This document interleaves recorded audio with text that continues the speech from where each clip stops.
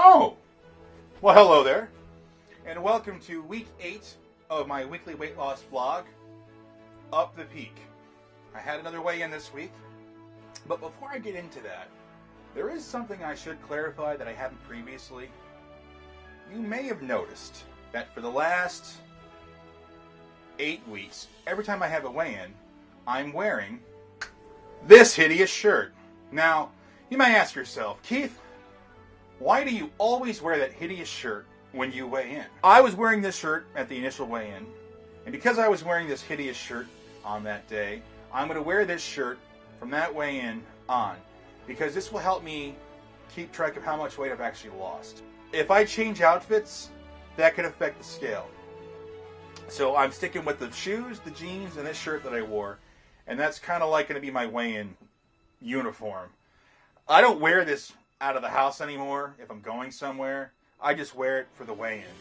And when I finish the weigh-in, I change quickly. That's why you see me wearing this shirt. It's the only reason you see me wearing this shirt, is I want to have consistency with the actual weight loss. Now, for the actual weight loss. This week, when I stepped on the scale, I was now down to 348.8 pounds, which brings the grand total of weight loss to 58.7. Really close to that 60-pound mark, which would be a great milestone. But let's not overlook the milestone of I've lost over 50 pounds in 8 weeks. That is awesome. Now, as a result of the rapid weight loss, and someone who was kind enough to bring this up to me this week, which I've already known about it for a while now, is when you lose this much weight at a rapid pace, you have a lot of loose skin. Think of it like when you're blowing up a balloon. You're filling the balloon with air, the balloon expands. Then you let the air out. The balloon does not go back to the way it was before you inflated it. Instead, it's stretched out. Well, that's the case with my skin. My skin, at one point, was stretched out. I was 464 pounds. And then I shrunk down to 292. And then I got back up to 407. So now it's going down again. So I'm going to have some loose skin issues. But, and I should have brought this up last week when I spoke to the doctor, we discussed that, and he's going to set a consultation up with the VA plastic surgeon once I hit a target weight of 220 pounds. Now, I want to get down to 200 pounds. That is my goal. But getting down to 220 on my own and having all this extra skin, there's every possibility that they're going to cut 20 pounds of loose skin off of me. That being the case, I will have hit the 200 pounds. Now, if they don't cut that much skin off, then I'll just work off the rest of it after the surgery. It ain't no big deal. Loose skin, it's going to be an issue, but the loose skin will be taken care of. I'm going to have so much loose skin, it's going to be ridiculous. I actually had this funny daydream about if I don't have the skin removed before I hike up Long's Peak, and then say something horrible happens, like I slip and I'm about to fall off the mountain, but then somehow my stomach flap flips out and like flaps around a rock or something, or a tree stub or whatever, and I'm like dangling from the mountain, like, with my gut, like, and it could potentially save my life. Probably not, but it's funny to joke about. This week with the diet, I essentially stuck with the same stuff, although I did revisit and tweak an old favorite from week 2, the pesto pasta.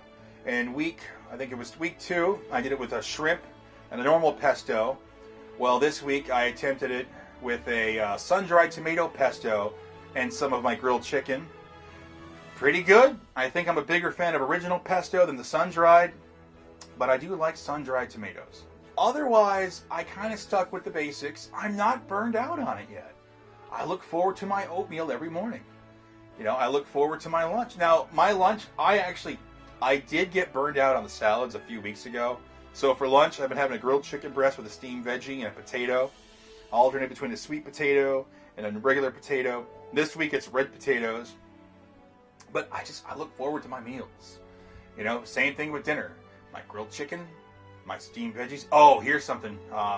I have stopped using the steamer bags, the frozen veggie steamer bags, and I bought this nifty little plastic steamer that I picked up for a few bucks at a local Walmart.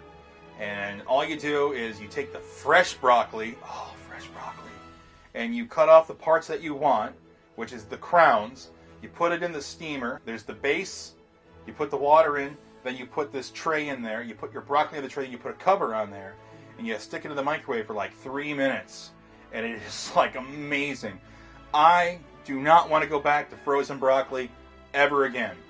For as long as I can eat the fresh steamed broccoli, I'm going to do that. It is just something I look forward to. It's so funny.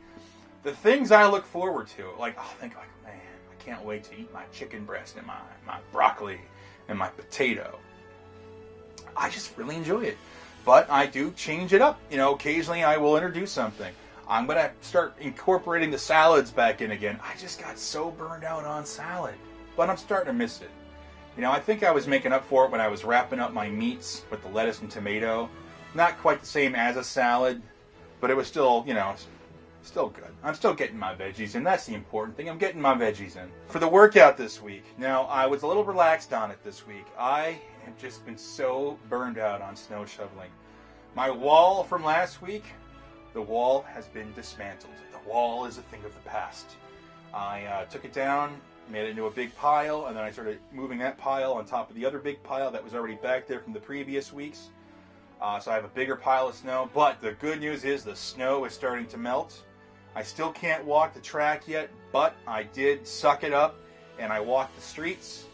I mapped out this nice trip that was 2.5 miles out to this rest area on the side of one of the roads, and then 2.5 miles back, so I've upgraded to 5 miles. So that's a long way from day one. Day one, I could barely walk a mile, because it turns out that track, the short laps, are 0.4 miles. So all those weeks thinking I was doing half-mile laps, I was doing less than that. So that does throw off the distance, but I'm still proud of those weeks because I was still improving even though it was a shorter distance. So on day one, I did like 0.8 miles. Day two, I did 1.2 miles. So each time I added a couple of laps, all I was doing was adding 0.8 miles. But that was still good. I was still getting a good exercise in there. Well, the big lap around the fairgrounds, that is 1 mile. I double-checked it. It's still covered in snow right now. But the roads are fine. More than likely, in the last day of week 9, I will upgrade to the 6 miles. And then from there, it's a matter of just getting that time down. Hopefully till I evolve to it's a full-blown jog and then a run. I think once I start running, the weight is going to start coming off quicker, but I don't know. You know, the important thing is the weight's still coming off. I relaxed a little bit on the PT this week, and I still lost the 12.3 pounds. That's still great. Could I have lost more if I worked out those few days I didn't work out? Yeah, maybe, probably. You know, it's not that big of a deal because I'm still losing the weight. It's not a race, it's a marathon. I've been saying that since day one. Like, literally, like, here's a clip from day one. It's important to remember, it's a marathon, not a race. See, I said it on day one. So I had a little fun this week. My kid's sister and her family have had no idea that I've been on this weight loss journey of mine, and I've been real good about hiding it. One of the reasons I've got this beard on my face, this is the longest my beard's been in a long time. Well, one of the reasons for that is I'm concealing my face with the beard, and every time my sister would come over for a visit, I would throw on a bathrobe over, like, you know, my workout clothes and stuff, so she had no idea I was even losing any weight. So today I had to go over to her house for something. Her and her boyfriend were kind of looking at me funny, and she finally went, "Have you lost some weight?" And I went, yeah, a little bit. She's like, "How much?" I went, "Since the end of January? About 58 pounds. And she was like, "What?" I was like, "Yeah, I know. I've been keeping it under wraps." Like I said in a previous video, this is on YouTube. I am promoting it on Twitter. But as far as my Facebook page goes, I've been keeping it off only because I want to wait till I'm under 300 pounds before I even promote it on my Facebook page. Because I was under 300 pounds the last time I did an actual weight update on my Facebook page. And it is embarrassing to me to say, hey, I just lost 58 pounds. And they're going to say, oh, great, Keith, what's your weight down to now? And I'm going to say 348.8. And they're going to go, weren't you under 300 pounds like a year ago? And I'm going to be like, maybe. I'd like to give a big shout out to my now 17 subscribers. I want to thank every single one of you for subscribing to my channel, whether you watch the videos or not. It's cool to see that number go up. Maybe next week I might cross that 20 subscriber mark, and the march to 1,000 continues. 1,000 is a special number on YouTube. If you reach 1,000 subscribers, your videos can get monetized. Now I know with my huge audience, I think my biggest hit video has 65 views on it, which that translates to, even if I have 1,000 subscribers, and let's say every single one of those subscribers still watches every one of the videos I put out, which I wouldn't expect them to. Best case scenario, I think that's like $10 I might get a month, if I'm lucky. It's not about the money, although the money would be nice.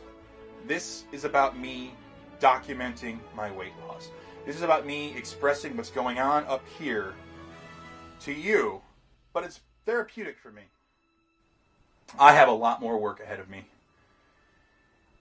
And damn if I'm not going to do this. This is the year I make this happen. I've got 6 weeks before I turn 40. Now, there's no way I'm going to be under 300 pounds by the time I hit 40, but I'm going to be close to it. And turning 40 at the beginning of May and being close to 300 pounds, that means I've got all summer to lose the rest of this darn weight. And then hopefully by the fall, I get that skin removal surgery, and then I can start from a clean slate and start building up with the lean muscle. If you like what you saw, hit the like button, subscribe, share. Thank you very much for watching, and I will see you next week.